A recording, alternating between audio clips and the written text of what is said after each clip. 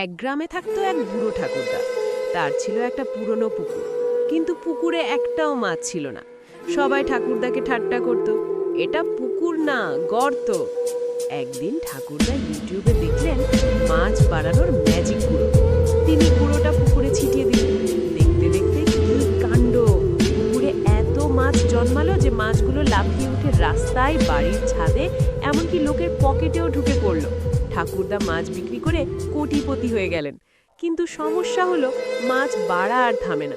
গ্রামবাসীরা হাঁটতে পারে না, সবাই পিছলে পড়ে ধপাস। ভয়ে ঠাকুরদা আবার মাছ বন্ধ করার পাউডার দিলেন।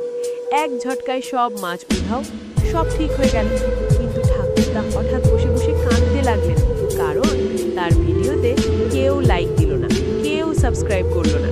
ঠাকুরদা বললেন, মাছ গেলেও দুঃখ ছিল না, কিন্তু লাইক সাবস্ক্রাইব না পাওয়াটা খুব কষ্টের।